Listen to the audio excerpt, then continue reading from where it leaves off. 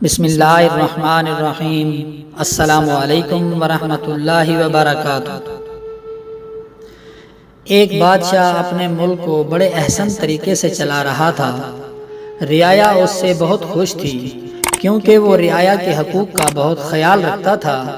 بادشاہ کی کامیابی کا راز اس کا نیک وزیر تھا جو بادشاہ کو ہمیشہ اچھے مشورے دیتا تھا۔ بادشاہ بھی اپنے وزیر کو قدر کی نگاہ سے دیکھتا تھا۔ ایک دن بادشاہ کے پاس ایک سوداگر آیا جس کے پاس 5 مختلف نسل کے گھوڑے تھے۔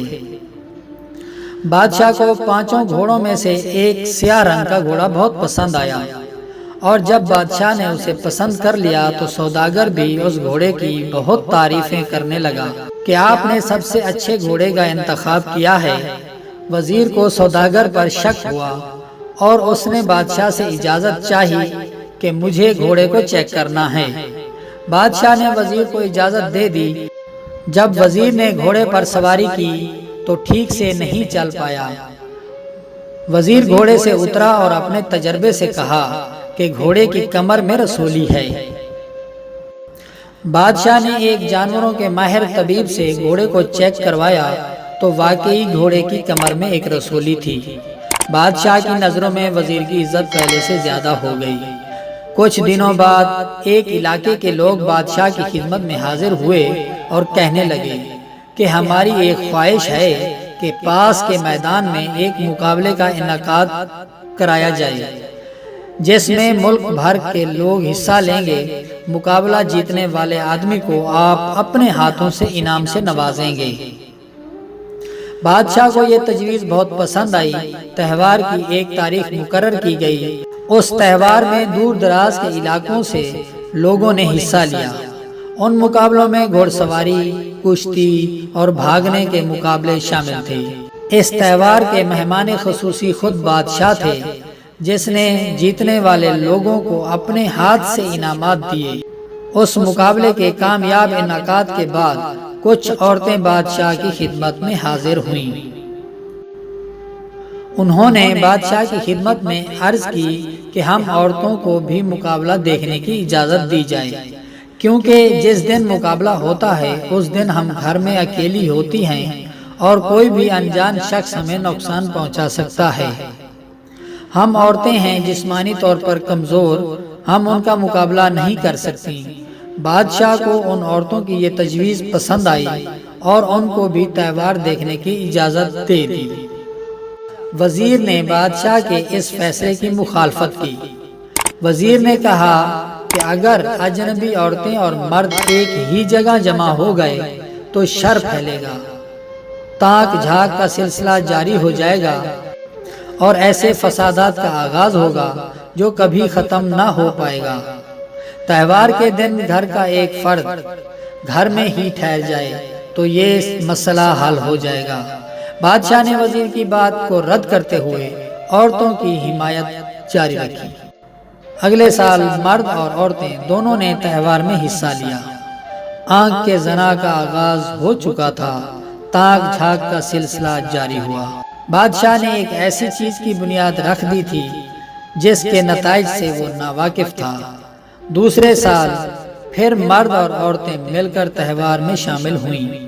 اس دفعہ کئی جوڑوں میں ناجائز تعلقات قائم ہو چکے تھے۔ ایک دن تہوار کے دوران بادشاہ نے دیکھا کہ ایک عورت کسی مرد سے چھپ کر مل رہی ہے۔ بادشاہ کے دماغ میں شیطان نے یہ وسوسہ ڈالا کہ عورتوں اور مردوں کو کھل کر ایک دوسرے کے ساتھ ملنے کی اجازت دی جائے۔ بادشاہ نے ایک نیا اعلان کر دیا کہ اب دن کے تہوار کے بعد سب مرد اور عورتیں ایک رات دربار میں ہی گزاریں گی، اور رات کو ایک محفل ہوگی جس میں عورتیں رقص کریں گی۔ شام کے وقت لڑکیوں کا رقص ہوتا اور بادشاہ سمیت سب مرد شراب نوشی کرتے۔ پھر آدھی رات کو دربار کے اندرونی دروازے بند کر کے چراغ بجھا دیے جاتے۔ سب مرد اور عورتیں زنا میں مشغول ہو جاتے۔ اندھیرے میں پتہ ہی نہ چلتا کہ کون سا مرد کس عورت سے زنا کر رہا ہے۔ بادشاہ خود بھی زنا میں شامل ہو جاتا تھا۔ وزیر سوچ میں پڑ گیا کہ کس طرح اس تہوار کا خاتمہ کیا جائے اور اس فعل حرام سے سب کو روکا جائے۔ وزیر نے ایک عجیب چال چلی۔ اس نے بادشاہ سے کہا کہ آپ ہر رات ایک نئی لڑکی سے ہم بستری کرتے ہیں، مگر آپ کو اندھیرے میں پتہ ہی نہیں چلتا کہ آخر وہ لڑکی ہے کون۔ میرے پاس ایک ایسا طریقہ ہے جس سے آپ کو اگلی صبح معلوم ہو جائے گا کہ رات کو کون سی لڑکی آپ کے ساتھ تھی۔ بادشاہ نے بے تابی سے کہا، ایسا کون سا طریقہ ہے جس سے مجھے پتہ چل جائے گا کہ رات کس کے ساتھ گزاری؟ وزیر نے بادشاہ کو ایک گلابی رنگ دیتے ہوئے کہا کہ آپ ہم بستری کرتے وقت اپنے انگوٹھے سے یہ رنگ لڑکی کے ماتھے پر لگا دینا اور ساتھ ہی کینچی سے لڑکی کی چٹیاں بھی کاٹ لینا۔ صبح آپ کو معلوم ہو جائے گا کہ رات کس لڑکی کے ساتھ گزاری تھی۔ مگر وزیر نے بادشاہ کو ایسا رنگ دیا جو ایک دفعہ چہرہ دھونے سے ہی اتر جاتا تھا، اور ایک زنگ آلود کینچی دی جو بالکل ناکارہ تھی اور بال نہیں کاٹ سکتی تھی، جبکہ وزیر نے چالاکی کرتے ہوئے ایک کنیز کو ایک نئی کینچی دی اور مستقل گلابی رنگ کی ڈبیا بھی دی۔ وزیر نے کنیز کو تلقین کی کہ جب بادشاہ کی بیٹی نیند کی حالت میں ہو تب ہوشیاری سے اس کی چٹیاں کاٹ لینی ہے اور ماتھے پر گلابی رنگ لگا دینا۔ وزیر کی چال کامیاب رہی۔ صبح کو اس لڑکی نے منہ دھو لیا جس نے بادشاہ کے ساتھ رات گزاری تھی۔ اس کے ماتھے کا نشان غائب ہو گیا اور کینچی خراب ہونے کی وجہ سے اس کی چٹیاں بھی نہ کٹی، جبکہ بادشاہ نے دیکھا کہ شہزادی کے ماتھے پر گلابی نشان تھا، رنگ مستقل ہونے کی وجہ سے دھونے سے بھی دور نہ ہو سکا، اور شہزادی کی چٹیاں بھی کٹی ہوئی تھی۔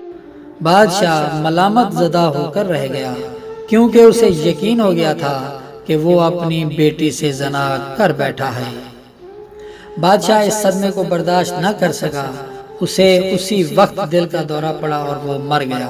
بادشاہ کی ہلاکت کے بعد وزیر نے ملک کی کمان سنبھالی اور اس غلیظ تہوار کا ہمیشہ کے لیے خاتمہ کر دیا۔ ہر چھوٹی برائی بڑی برائی کو جنم دیتی ہے، کسی برائی کو چھوٹا نہیں سمجھنا چاہیے اور اس سے نفرت کرنی چاہیے تاکہ زندگی گزارنے میں آسانی ہو۔ اور اللہ تبارک و تعالیٰ سے دعا ہے کہ وہ ہمیں نیک عمل کرنے اور برائی سے بچنے کی توفیق عطا فرمائے، آمین ثم آمین۔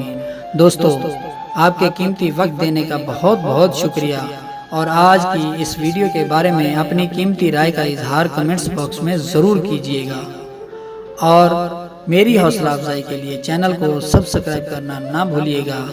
تو ملتے ہیں ایک نئی ویڈیو کے ساتھ، تب تک کے لیے اجازت دیجیے، اللہ نگہبان۔